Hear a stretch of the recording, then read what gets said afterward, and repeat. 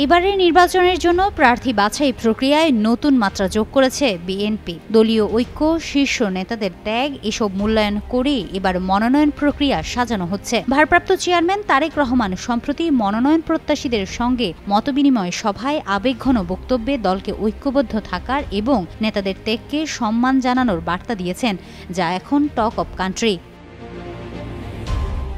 সভায় খালেদা জিয়ার ত্যাগ, দলের দীর্ঘকালীন সংকট ও নেতাকর্মীদের প্রতিকূল পরিস্থিতিতে সাহসী ভূমিকার উপর আলোকপাত করেন তারেক রহমান। বলেন, তার মাও মৃত্যুর মুখোমুখি হয়েছিল, ইচ্ছে করলে তাকে বিদেশ নিয়ে যেতে পারতেন, কিন্তু তার মা তাদের ছেড়ে আসেননি। এই আবেগঘন বার্তা মনোনয়ন প্রত্যাশীদের মধ্যে ইতিবাচক প্রভাব ফেলেছে এবং দীর্ঘদিন ধরে চলমান দ্বন্দ্ব ও বিভ্রান্তিকে কমিয়ে এনে দলের মধ্যে ঐক্য রক্ষায় গুরুত্বপূর্ণ ভূমিকা রাখবে।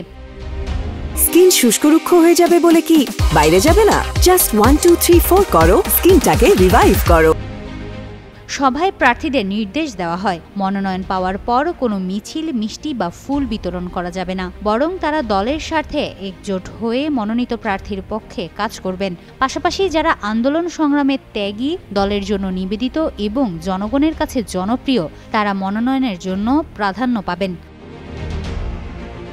প্রাথমিকভাবে অন্তত 200 আসনে প্রার্থী চূড়ান্ত করার প্রক্রিয়া ইতোমধ্যেই সম্পন্ন হয়েছে এবং মনোনয়ন প্রত্যাশীদের কর্মকাণ্ড নিবিড়ভাবে পর্যবেক্ষণ করে একক প্রার্থী ঘোষণা করা হবে। এই পুরো প্রক্রিয়া দেশের বৃহত্তর রাজনৈতিক অঙ্গনে বিএনপির ঐক্য এবং দলের দীর্ঘ সংগ্রামের মূল্যায়নকে প্রতিফলিত করছে।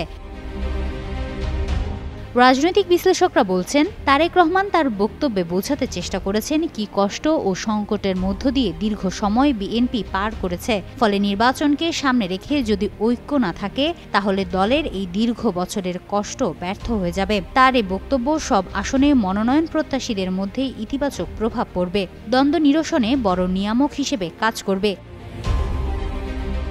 হিমাতুল জান্নাত, যুগান্তর নিউজ।